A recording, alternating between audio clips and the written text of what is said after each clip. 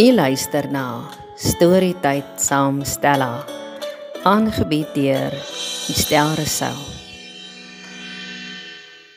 'n Vervolgverhaal.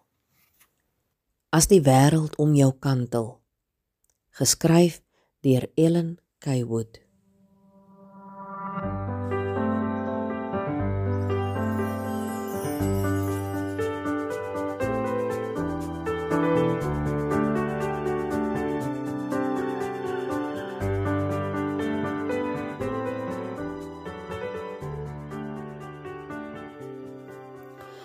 Kom in, juffrou, en kom sit sommer hier langs my, sê Helene vir Anke Hofman, wat saggies aan haar kantoordeur klop. Môre, juffrou, groet Anke terug en gaan sit onseker langs mevrou Steenkamp. Anke, ek wil hê ons moet vinnig gesels oor die toets wat jy opgestel het, sê Helene en trek die papiere nader. Sy sien die skok op die jong onderwyseres se gesig, toe sy die gekrap op haar toets raak sien. Ek wil nie hê jy moet jou boeglam skrik en blind staar teen al die merke en geskryf op jou werk nie. Ek wil hê jy moet besef alle beginneronderwysers se eerste probeerslag lyk so. Dis reg, juffrou, sê Anke in 'n bewende stem. Haar oë begin sommer swem in die trane. Sy het gedink daar sal dalk foute wees, maar het nie 'n slagveld verwag nie. Die toets lyk soos 'n bloedbad. Helene besef die jong meisie is geskok en kry haar dadelik jammer. Daarom probeer sy om nie so streng te klink nie. Kom ons begin eers by die positiewe dinge. Die inhoud van jou leesstuk is baie gepas en interessant. Die begripvrae wat jy opgestel het, se antwoorde is almal korrek. Die taalvrae is teoreties korrek en jou antwoorde ook. Dit is die heel belangrikste, want dit beteken jy verstaan die werk en jy leer nie die kinders verkeerd nie. Anke skud net haar kop, maar sê nie 'n woord nie. Een van die probleme is dat jy nie Barrett se taksonomie gebruik het nie. Verstaan jy dit nie? Vra sy sag. Nee, juffrou. Ek het gedog ek moet dit eers by die eksamens gebruik. Dis my fout, antwoord sy in 'n bewende stem. Dis nie die einde van die wêreld nie. Jy kan nog steeds dieselfde vrae in gedagte hou, maar ons moet net die vrae se bewoording verander. Ek het vir jou 'n paar vrae verander en aangedui op watter vlak dit toets. Ek weet jy het 'n papier wat die taksonomie uiteensit. Jy moet dit gaan bestudeer en die vrae van die leesstuk so verander dat dit aan die regte persentasievereistes van die verskillende vlakke voldoen. Daar is goeie voorbeelde van vraagwoorde wat jy kan gebruik by elke vlak. Dis reg, juffrou, antwoord Anke verslae. Dan is jou leesstuk hopeloos te lank vir graad 8. Jy sal dit self moet verkort. Jy kan nie 'n artikel net so gebruik nie. Ek het hier vir jou neergeskryf wat die vereistes van elke graad is. Joune is amper te lank vir graad 12. Moenie huil nie asseblief. Jy laat my baie sleg voel, maar jy moet leer, probeer Helene die tranendal stuit. Maar die damwal breek en Anke huil nou kliphard. Ek is jammer. Ek huil, juffrou. Ek weet nie hoekom nie, probeer Anke tussen die snikke verduidelik. Jy is teleurgesteld en dis 'n goeie teken, troos Helene verder. Daar was al voorheen baie onderwysers wat nooit eers sleg gevoel het as hulle foute gemaak het nie, en dit 'n volgende keer maar net weer gedoen het. Ek kry die idee dit sal nie met jou die geval wees nie. Kom, vee eers die trane af. Sy hou 'n pakkie sneesies na die jong meisie toe uit. Sy bedoel elke woord wat sy sê. Na soveel jare kry 'n mens 'n sekere instink oor mense. Na 'n paar minute kry Anke haar emosies weer min of meer onder beheer en dan verduidelik Helene verder. Daar is hier en daar ook 'n paar foute op jou instruksieblad. Gebruik hierdie toets as 'n voorbeeld. Ek het ook mevrou Weber, die tikster, se e-posadres vir jou ingeskryf. Sodra jy die veranderinge aangebring het, pos dit vir haar. Sy standaardiseer al die toetse se instruksieblad en skoolwapen en doen ook redigering. Vra haar dan om dit te druk en dan bring jy dit weer vir my. Wanneer wil mevrou dit weer sien? Vra Anke bewerig. Ek dink ons moet kyk vir môre indien jy kan, want hierdie moet nog afgerol en gebind word en dan nog in die verskillende registerklasse gepak word. Mevrou, dit is 'n probleem, want ek moet vanmiddag universiteit toe om te gaan inskryf vir my NGO's en dan oefen ons nog elke middag aan die dirigente se inkoms. Helene frons en onderbreek haar sin. Die dirigente se inkoms, wat het jy daarmee te doen? Juffrou, ek help vir juffrou Havenga met die dirigente se inkoms omdat ek ondervinding daarvan het, antwoord Anke onseker. Ek het soort van aangebied toe ek hoor hulle sukkel, gaan sy verder, onseker of dit die regte ding is. Sê nou net sy mag dit nie gedoen het nie. Ek sien. Die bestuurspan het nie geweet nie, anders sou ons dalk gekyk het om jou by iets anders los te maak, verduidelik Helene, toe sy die onsekerheid op die jong onderwyseres se gesig sien. Jy moet sommer van die begin af 'n belangrike les leer. Kyk altyd eers of jou eie werk onder beheer is voordat jy aanbied om ander mense met hulle sin te help. Dit is 'n kitsresep om uit te brand. Maar dis nou gedane sake. Die belangrikste is om jou toets op een of ander manier op die laatste teen Woensdag weer vir my te gee. Sal dit help? Ja, juffrou baie. Ek sal ook vir hulle sê, ek kan nie vandag in sportperiode help nie, sodat ek die toets kan probeer klaarmaak. Ek is nie regtig by die sang self betrokke nie. Helene kan sien die jong meisie het weer moed.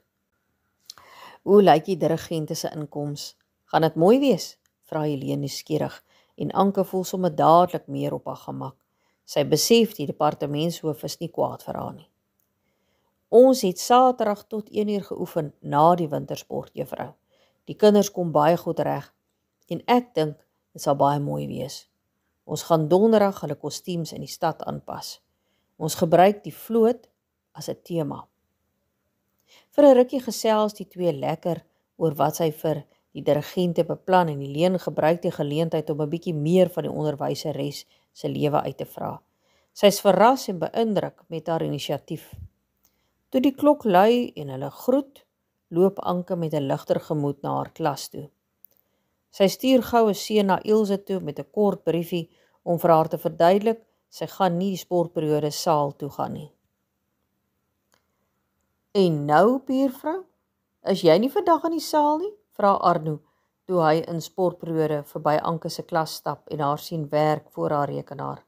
Haai buurman, nee jong, ek moet my toets regmaak, maar dit gaan baie langer vat as wat ek gedink het, antwoord sy effens oorbluf. Arno sien sy is verboureerd en vra versigtig, is alles reg? Ek weet nie eintlik nie.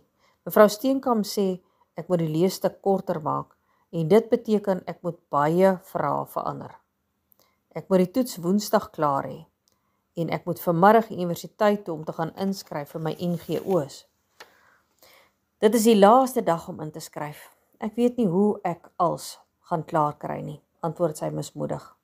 Intussen voel ek soos 'n wurm omdat jy my registerklas moet oppas, probeer sy om verskoning vra. Gaan jy alleen ry? Vra hy besorg en ignoreer die opmerking van die registerklas heeltemal. Sy skud net haar kop. Ek sê jou wat, ek wil inkopiesentrum toe gaan, dus kan jy saam met my ry. Dan laai ek jou af, koop sommer iets vir ons om vanaand te eet wanneer ons terugkom en dan het jy nog tyd om in die motor te werk. Sal dit jou help? Is jy seker? Dit kan my baie help, maar ek wil jou nie opsaam met my probleme nie, vra sy onseker. Gaaf, dan is dit afgespreek. Sê my waar jy bly, dan kom laai ek jou op. Ons kan nie jou motor hier los nie, antwoord hy vinnig voordat sy van plan verander. Ai, dankie Arno. Ek is al so diep in die skuld, ek sal dit nooit kan vereffen nie, antwoord sy verlig. Geen probleem nie. Ek gaan nou loop, sodat jy kan werk. Sien jou later, groet hy met 'n glimlag en stap na die personeelkamer se kant toe. Vir 'n rukkie sit Anke in gedagte. Sy is so dankbaar vir sy hulp. Anders weet sy so waar nie hoe sy alles gaan oorleef nie. As dit nie vir die feit was dat sy en haar ma alweer Sondag vasgesit het, omdat sy nie die naweek gaan kuier het nie, het sy so waar handdoek ingegooi. So wat 15 minute voor sportperiode klop Esmy aan mevrou Olofse se deur. Ekskuus ek pla juffrou, maar kan Anneke my asseblief kom help? Die hoede het in die kantoor aangekom en die hoof het gevra ons moet dit dadelik kom verwyder. Andrei en Lukas is besig met 'n toets, sê hy ernstig. Gaan julle twee dit alles alleen gedra kry? Vra die onderwyseres besorg. Ek sal hulle gou help, juffrou, onderbreek Willem die gesprek. Dit klink na 'n goeie idee, stem Leonie Olofse saam. As sy die aanbod amusant vind, wys hy dit glad nie. Die 3 kinders stap vinnig by die deur uit. Op pad na die kantoorblok praat die 2 dogters opgewonde oor die hoede. Willem voel uitgesluit. Dink jy dit gaan mooi lyk? Vra hy half lomp in die poging om ook deel van die gesprek te wees. As hy entoesiasties klink, sal Anneke hom dadelik meer raak sien, dink hy. Esmy kyk hom net vlugtig met 'n frons aan, maar sê niks nie. Ek dink dit gaan pragtig wees, antwoord Anneke beleefd. Die 2 meisies hervat hulle gesprek. Willem voel weer uitgesluit, maar hy's vasberade om hierdie situasie so goed as moontlik te benut. Dis nie aldag dat hy 'n verskoning het om in Anneke se teenwoordigheid te wees nie. Toe hulle in die kantoor kom, word sy planne in die wiele gery, want die hoof loop verby en roep vir Anneke na haar kantoor toe. Dit laat hom alleen saam met Esmy, en hy weet glad nie wat om verder te sê nie. Maggie, sy's omtrent 'n pyn in die nek. Dis nie wat hy wou hê nie, maar nou het hy nie 'n keuse as om haar te help om die spul hoede en papier handskoene aan te dra na die leë klaskamer in die huishoudkundeblok toe nie. Hy besef hulle gaan elkeen 3 keer moet stap as hulle net 1 sak op 'n slag dra en stapel 3 op mekaar. En jy moet versigtig wees, hierdie hoede kan maklik breek, maan sy snipperig. Ag, twak. Ons gaan hulle dan soos 'n trom gebruik. Dan kan hulle nie so sag wees nie, kap hy heftig terug. Hy gaan nie toelaat dat hierdie vroumense hom voorsê nie. Sy sê niks nie, maar die kil blik na sy kant toe en die manier waarop sy haar hare agtertoe gooi, spreek boekdele. Moet jy altyd so beterweterig wees? Vra hy Ise grimmig. Ek is nie beterweterig nie, net versigtig, antwoord sy kortaf. Jy bedoel eintlik jy vertrou my nie met die hoede nie. Dis nie dit nie, dis net, ek verstaan nie hoekom jy ewe skielik in die sanggroep wil wees en ywerig help nie. So, jy vertrou my nie, bevestig hy weer wat hy van haar antwoord dink. Dis nie wat ek sê nie. Dis net dat julle ouens altyd moeilikheid maak waar julle kom. Veral jou pel Gerrit, speel sy oop kaarte. As hy dan die waarheid wil hoor, sal sy nie skroom om dit vir hom te vertel nie. Ja, okay.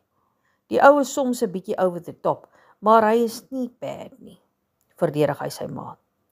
Daar heers 'n ongemaklike stilte terwyl hy haar help om al die hoede uit die sakke te haal en 'n netjies se hoopies op die groot blad uit te pak, soos die sangjuffrouens gevra het.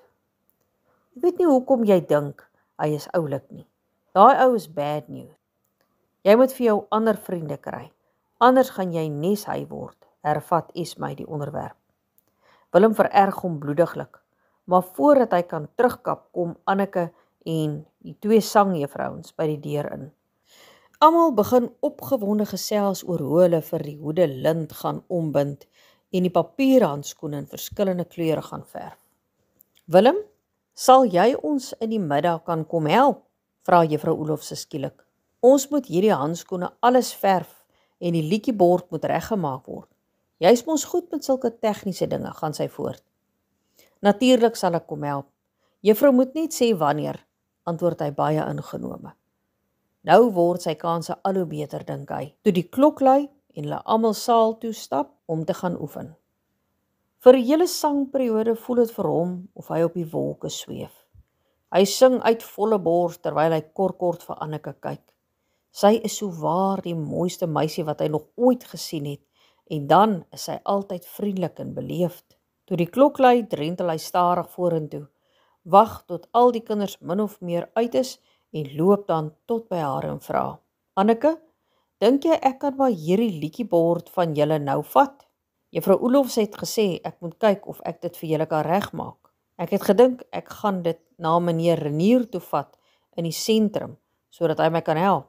Esmy kyk hom vir 'n oomblik geamuseerd aan en draai dan opsetlik weg en gesels met die twee seunsdirigente. Ek weet nie eintlik nie, Willem. Kom ons vra vir juffrou Oelofse, antwoord Anneke onseker. Dit sal gaaf wees, Willem, antwoord die onderwyseres en vra of hulle nie kan kyk of hulle die hele gedoente meer stabiel kan maak nie. Hy moet net sorg dat hulle elke keer as daar sang is, al die plakkate in die oefening het. Anders gaan dit lol. Willem beloof plegtig en loop met die bord by die saaldeure uit. Intussen het Anneke al geloop, want sy is op terreindiens. Hy is sommer teleurgesteld. By die trappe af, op pad na die sentrums toe, loop hy hom in die einste tegniese onderwyser vas. Hy verduidelik vinnig die situasie. Die onderwyser knik en sê hy moet die sleutel vat en die bord in sy klas gaan bære. Willem is in sy noppies. Dit was so lanklaas dat iemand hom gevra het om iets te doen. Hy voel sommer 'n onverklaarbare warmte in sy hart, sodra hy die klasdeur weer sluit en die sleutel vinnig na die personeelkamer toe vat. Gerrit se dikbek in meneer Malan se klas gedurende sangperiode. Daar is baie graad 12s wat in hierdie tyd in die sentrums werk aan hulle PAT. Dus is daar nie baie kinders in die klas oor nie. Graad 12D is nou saam met graad 12A ingedeel en meneer Malan val nie vir flou verskonings om rond te loop nie. Dalk moes hy maar by die sang gebly het. Maar hy gaan beslis nie intertoe kom nie. Daar is baie beter dinge om daai dag te doen, dink hy geïrriteerd. Hy staar verveeld by die venster uit en sien hoe Wian Moelman oor die vierkant stap. Hy is onmiddellik kwaad. Hoekom moet hy in die klaskamer sit soos 'n papegaai in 'n hok, maar Wian kan oral rondloop soos hy wil? Meneer, hoekom mag die VLR in die vierkant rondloop, maar ons mag nie? Vra hy aanvallend. Ek weet nie, Gerrit. Seker omdat hulle besig is met iets? Antwoord die onderwyser belangeloos, sonder om eers van sy werk af op te kyk. Dis nie regverdig nie, meneer. Hulle is nie beter as ons nie. Die onderwyser kyk nog steeds nie op nie en antwoord eers 'n hele rukkie later. As jy voel jy word benadeel, skryf 'n klagtebrief en gaan gooi dit pouse in die versoekebus. 'n Paar van die meisies giggel gedemp agter hulle hande, maar as hy vies in hulle rigting kyk, maak hulle of hulle baie besig is. Gerrit se mond swel nog dikker. Hy het gehoop om 'n konfrontasie uit te lok, maar niemand steur hulle eers aan hom nie. Hy sug en sleep sy tas hardhandig nader, gooi 'n paar boeke hard op die tafel neer en skuif sy stoel hard vorentoe. As meneer Malan iets van sy kinderagtige gedrag dink, wys hy dit glad nie. Die meisies rol net hulle oë en kyk hom aan, asof die kat hom ingedra het. Intussen sit Etienne ewe dikbek in die IGO-klas en werk aan sy PAT. Meneer Venter het hom die vorige periode gedwing om nou hier te sit en werk saam met die ander wat ook agter is met hulle werk. Hy besef baie vinnig, hy is die verste agter van almal. Hulle moet teen die einde van die week klaar wees met hulle navorsing en beplanning en hy het tog niks gedoen nie. Jy kan nie begin met fase 2 van die projek voor fase 1 nie klaar is nie. Meneer het gedreig, hy gaan sy pa bel as hy nie dadelik 'n plan maak nie. Dit is die laaste ding wat hy wil hê. Hy is so vies hieroor. As hy vandag verder kon game speel, sou hy die hoogste telling van almal op die internet gehad het. Nou gaan dit beslis nie kan gebeur nie. Vir 'n ruk lank sit hy en werk. Sy gemoed kook, deksels. Hy haat hierdie vak met passie. Wat het hom besiel om dit te vat? Hy kort nog navorsing vir hierdie projek. Wat 'n pot gemors. Hy hoop ou Gerrit het pouse vir hom 'n sigaret. Hy het beslis nou een nodig. Toe die klok vir pouse lui, klap hy die leer toe en smyt sy tekenbord in sy sak. Dankie tog, nou kan hy uit hierdie benoude plek uitkom, dink hy verlig. Na eerste pouse verby is, val Helene behoorlik op die stoel in die personeelkamer neer. Sy het nou 'n afperiode en moet eintlik gaan postmoderering doen, maar sy moet eers 'n blaaskans vat. Sy dink aan die aflosoefening van sportperiode. Rassie het eers mooi gesels oor al die foute, en toe het hulle net 2 keer deur elke oorgee gewerk. Hulle het net die volgende 3 dae oor om fyn afronding te doen, want volgende week is daar 2 byeenkomste. Sy het opgelet, Marie praat met Nonkie, maar effens uit die hoogte uit. Sy en die ander 2 meisies doen nie die moeite om haar te betrek nie. Sy het hulle pouse eenkant toe geroep en haar bes gedoen om hulle so ver te kry om 'n poging aan te wend. Sy hoop maar dit sal help. "Jy lyk deesdae altyd kwaai," sê Betty toe sy 'n koppie koffie voor Helene neersit. "Nee, ek sien kwaai nie, Betty. Ek dink ek is 'n bietjie moeg," sê sy vriendelik, toe sy die koppie koffie dankbaar vat. Sy besef Betty het dit spesiaal vir haar gemaak. "Ja, Helentjie.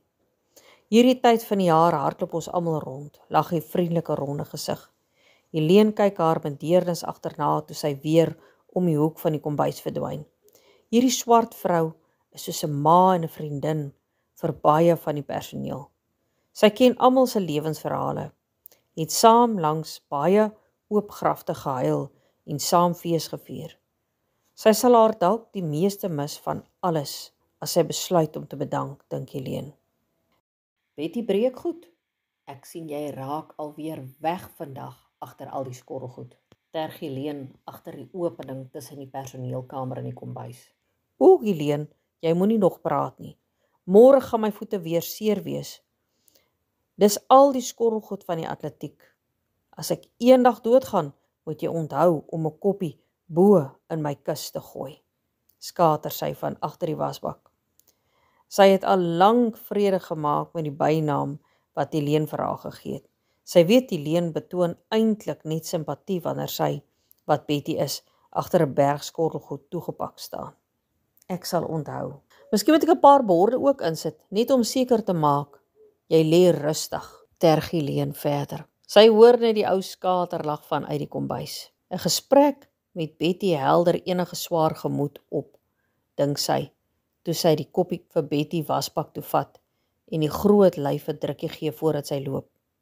In haar kantoor lees sy die gedrukte kopie van die e-pos wat die departement gestuur het van môremiddag se vakvergadering. Sy wil net eers weer seker maak hoe laat dit begin. So, sy gaan alweer die laaste periode mis om betyds te wees vir die vergadering, dink sy vies. Die vakadviseur hou altyd die vergadering by die buurdorp se skole, want hulle is meer sentraal. Daardie onderwysers mis nooit klastyd soos hulle nie. Dis eintlik nie regverdig nie. Hulle kan ook mos maar 'n bietjie ry, voel sy die ontevredenheid weer opstoot in haar gemoed. Sy weet sy moet haar nie so daardeur laat ontstel nie, want sy kan tog niks daaraan verander nie, maar is nie eintlik moontlik om 'n periode se werk weer in te haal nie. Daardie klas bly altyd agter. Sy haal diep asem en dwing haarself om nie weer negatief te voel nie. Dit is iets wat sy die laaste ruk al hoe meer doen. Sy sluit haar kantoor en stap so lank na haar klas toe voor die klok lui. "Hallo juffrou Steenkamp," weer galm dit deur een van die onsigbare vensters op die boonste verdieping toe Helene deur die vierkant stap. Sy glimlag en steek net 'n hand in die lug vir erkenning, maar kyk nie op nie.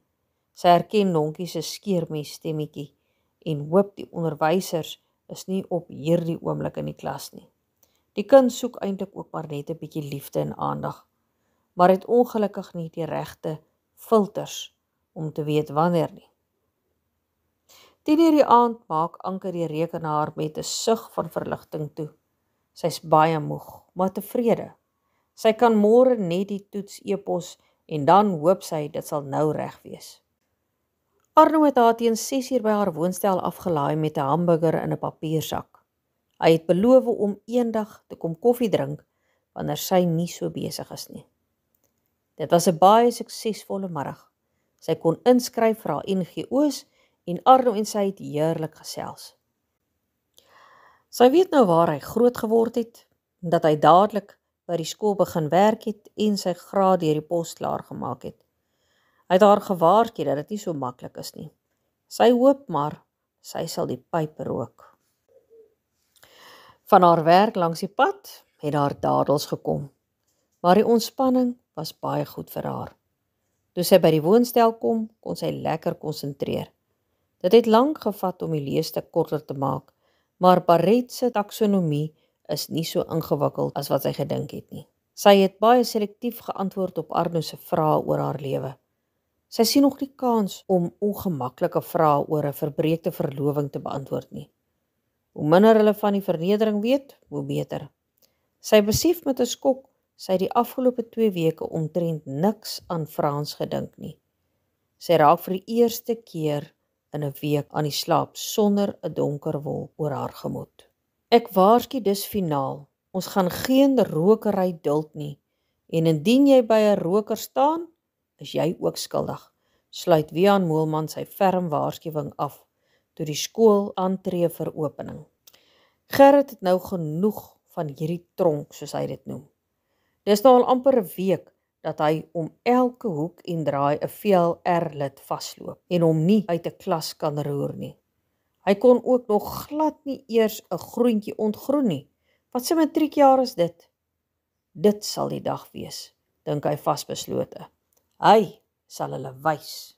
Kry my pouse om die hoek van die huishoudkunde sentrum. Ons sal sien wie gaan my keer. Sy hard genoeg sodat almal binne 'n 2 meter radius hom kan hoor. 'n Klomp koppe draai dadelik nuuskierig in sy rigting. Marnus, Etienne en Willem grinnik en stamp met die elmboë aan mekaar. Hulle is ook uitgehonger vir 'n bietjie aksie. Die res van die opening is daar 'n onrustigheid in hulle omgewing, sodat meneer Venter naderhand genoodsaak is om 'n oomblik stil te bly tot hulle tot bedaring kom. Toe Willem na die gebed sy oë oopmaak, kyk hy vas in Esmay se verwytende oë. Ek het jou mos gesê, hy is 'n slegte invloed, straal die boodskap baie duidelik daaruit. Willem voel hoe sy nek rooi word en hy kyk geïrriteerd weg. Dit gebeur altyd as hy skuldig voel oor iets. Simpel vroumens. Kan 'n mens nie eers 'n bietjie pret hê nie? Vir wat is almal altyd so ernstig? Vandag is sangperiode direk na register, omdat daar swaar reën voorspel word vir later in die dag. Toe Willem aanstap paviljoen toe, val sy onverwags langs hom in. Gaan jy nie kom help om die goed aan te dra soos jy juffrou beloof het nie? Vra sy snipperig. Vir wat kan Andra en Lukas dit nie doen nie? Hulle is mos die dirigente, antwoord hy nors. Maak jy soos jy lus het, sê sy vies en swaai haar hare agtertoe, soos altyd as sy vererg is. Simpel vroumens, dink hy vies, maar stap tog agter haar aan. Hy het vir juffrou Olof se beloof, dink hy skuldig, en dalk kry hy 'n kans om met Anneke te gesels. 'n Rukkie later voel dit vir hom of sy geluksengel al sy gebede verhoor het. Daar moet 2 matrieks, 1 seun en 1 dogter verkies word om in te staan as hulpdirigente, voordat die regte dirigente inkom tydens die inter. Hy en Tanya word eenparig verkies. Sy glimlag verleë, maar sy bors swel van trots, toe hy teen die paviljoen afstap en onderlangs Anneke gaan staan. Hy dans en dirigeer asof sy lewe daarvan afhang. Elke keer as hy en Anneke oogkontak maak, glimlag sy, en dit voel asof hy in daardie blou poele verdrink. Wat hom betref, kan hierdie periode vir altyd aanhou. Die lewe is 'n lied. Toe hulle die rekwisiete gaan bære, staan Esmay en wag dat hy die deur sluit. Die ander 3 het reeds vooruitgestap. Hy sien sy kyk hom stip aan. Wat nou weer? Vra hy vererg. As jy pauses saam met Gerrit gaan rook, sê ek vir Anneke, jy's verlief op haar. Haar woorde vang hom totaal onkant en hy skrik sy asem heeltemal weg. Hy voel hoe sy gesig bloedrooi word. Moenie simpel wees nie, waar kom jy daaraan? Verdedig hy heftig toe hy sy asem terugkry. Maar dit help niks nie. Sy is soos 'n jaghond wat 'n vars spoor opgetel het en laat nie los nie. Dink jy ek is stupid? Almal kan dit sien. Jy lyk kompleet soos 'n baba hondjie wat gaan kos kry as sy vir jou kyk.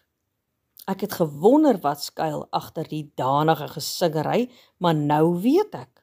Druk sy die dolk nog dieper in. Dis nie waar nie, Esmy, jy sommer laf, probeer hy verdedig, maar sy stem verraai sy onsekerheid. Soos ek gesê het, ek sal niks sê nie, maar as jy saam met hulle gaan droogmaak, gaan ek beslis, gee sy die dolk 'n finale draai. Skaak mat. Jy kan nie mense so afpers nie. Dis siek, wend hy nog 'n desperate poging aan.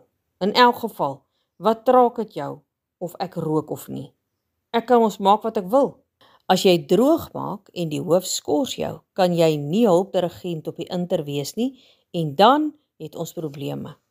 Ek kan in elk geval ook maak wat ek wil. Traai my, sê sy, en gooi haar hare weer agtertoe, terwyl sy selfvoldaan wegstap. Die gemeene Mary, dink hy magteloos. As sy oupa hom nie geleer het, 'n man slaan nie aan 'n vrou nie, het hy haar nou met die vuis bygedam. Hy stap verbitterd klas toe. Van die eerste 2 periodes weet hy weinig. Sy vriende sal hom vir altyd spot, as hulle weet hy hou van Anneke. En sy? Sy sal mos lag, as sy dit uitvind. Hy het nie eintlik 'n keuse as om met Esmy se dreigement ernstig op te neem nie. Sy sal boete hiervoor, daarvoor sal hy sorg. Met die aanbreek van die 3de periode maak die hemelse sluise oop en dit reën so hard dat die onderwysers nie hoorbaar is bo die lawaai op die sinkdakke nie. Willem slaak 'n sug van verligting, want dit beteken Gerrit kan nie agter die huishoudkunde klas gaan rook nie. Toe pouse aanbreek, vleg Willem tussen die massa kinders deur, wat desperaat onder die stoepdakke probeer wegkruip vir die gietende reën. Almal se skoene is sopnat van die watervalle wat soos 'n gordyn oor die kante van die stoepdakke hang. Willem stap met wraakgedagtes in sy hart na die senior seuns kleedkamers. Daar gaan kruip hy eers in een van die toilette weg om sy emosies onder beheer te kry. Hy moet aan 'n plan dink om hierdie probleem op te los, maar dit voel of sy brein gevries is. Hy kan met geen oplossing vorendag kom nie. Dit voel kompleet soos die wiskunde vraestelle in sy graad 9 jaar waarvan hy nooit hondhaar af kon maak nie. Hoe magteloser hy voel, hoe kwaader word hy vir Esmy. Hy sit eintlik met 2 dilemmas. Die een is hoe beëindig hy die gemeene afpersing en die ander een is hoe gaan hy wraak neem. Hy kom tot verhaal toe hy een van die seuns hoor skree. Fight, fight, kom boys, daar's 'n fight in die vierkant. Hy maak die toiletdeur oop en bondel saam met die ander seuns na die massa toeskouers wat reeds al om die stoepe langs die bakleiery en die gietende reën kyk. Toe hy uiteindelik oor die koppe voor hom gesien kry, is 'n paar mans onderwysers reeds daar. Toe besef hy, dit is Gerrit en Dolf, die onderhoofseun, wat slaags geraak het. Die mans en die ander VLR seuns breek nou die geveg op en stap saam met die 2 seuns kantoor toe. Al 2 se sopnat hemde hang uit, maar dit lyk nie of daar bloed gevloei het nie. Uit die gegons op die stoepe kom hy agter Gerrit het weer die graad 8 seentjie rondgeruk en toe Dolf hom aanspreek, het hy Dolf begin rondblik. Sê jy nie dankie nie, klink Esmy se irriterende stem skielik langs hom op. Vir wat? Blaf hy onbeskof. Waar kom jy so skielik vandaan? Hou jy my dop? Vir die feit dat ek jou 'n strafbriefie gespaar het, sê sy selfvoldaan. Ag twak man. Wie sê vir jou ek sou beklei het? Want almal weet, jy is Gerrit se skootbrakkie, druk sy weer 'n dolk in sy hart. Dit kon net sowel 'n vuishout tussen die oë gewees het. Willem was nog nooit in sy lewe so beledig nie. Esmy kan dit seker in sy oë sien, want sy verander ewe skielik van teentjie. Moenie jou top blaas nie, ek terg jou net. Ek sal nie vir Anneke sê nie. Ek wou net sien wat jou reaksie gaan wees. Die feit dat jy in die kleedkamer gaan wegkruip het, bewys my teorie oor jou gevoel vir Anneke is in die kol. Willem sien die blik in haar bruin oë skielik baie sagter. Die afkeer het nou daaruit verdwyn. Esmy, moet asseblief nie vir haar sê nie. Ek vra jou baie mooi, hoor hy sy eie stem pleit. Toe maar ek sal nie, ek beloof. Jy weet natuurlik, daai berg gaan 'n muis gaan baar, nee. Wat? Vra hy met 'n frons. Leer jy nie jou Afrikaanse idiome nie, vra sy, met die sarkasme weer terug in haar stem. Dis 'n klomp twak, man. Niemand praat meer so nie, sê hy weer vererg. Ek stel voor, jy gaan soek dit op in jou handboek. Kry sy weer eens die laaste sê in en verdwyn in die rigting van die meisies kleedkamer. Willem besef hy trek met elke skerp mitseling aan die koste en nogtans voel hy nou meer verlig as kwaad. Hy verstaan die vroumense nie, maar stel ook nie belang om te probeer nie. Solank sy haar mond hou, is die Kaap Hollands. Hy sal 'n plan moet maak om daardie idioom op te soek, dink hy, voor hy na Marcus toe probeer stap, wie se kop aan die ander kant van die vierkant bo die ander kinders in uittroon. Tydens tweede pouse bly hulle groep in die tegniese klas. Hulle het 'n periode voor en na pouse en gebruik die pouse vir 'n ekstra tydjie om aan hulle prakties te werk. Hy en meneer Botha het afgespreek om nou aan die staander van die sang te werk. Renier Botha is heimlik verlig dat Willem in die eerste pouse deel van die bekleierery in die vierkant was nie. Gewoonlik is hy altyd by Gerrit as Gerrit droog maak. Hy het 'n baie sagte plekkie vir die seun wat loshande sy beste leerling is. Willem, jou kennis van die motor-engine is merkwaardig. Waar het jy dit geleer? Komplimenteer hy die seun.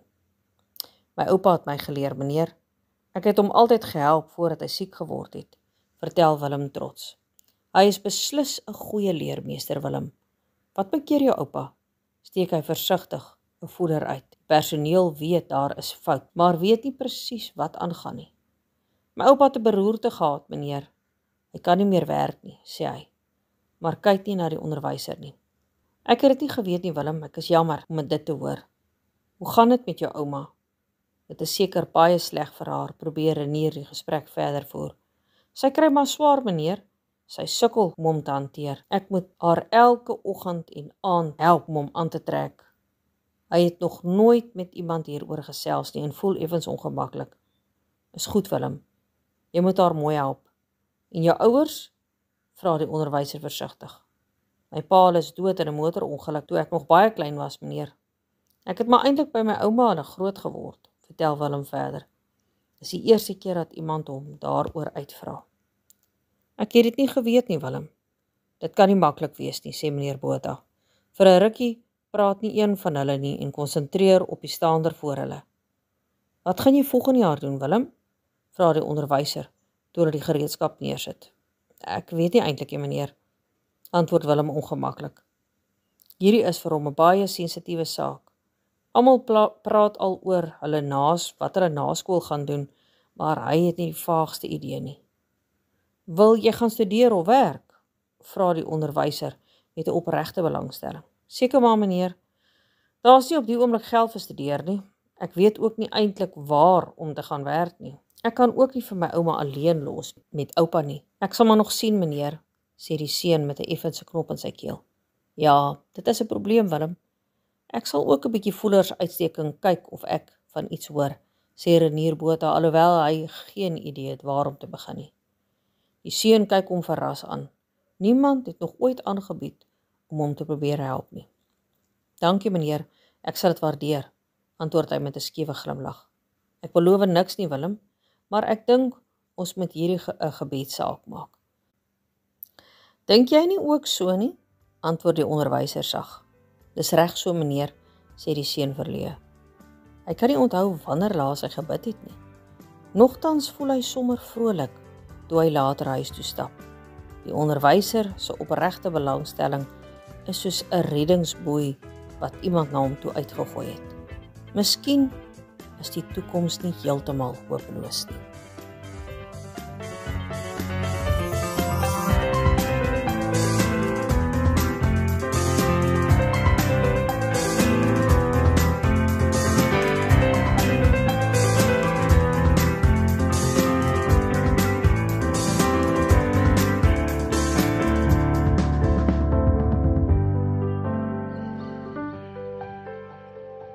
Skakel gerus môre weer in vir nog 'n episode.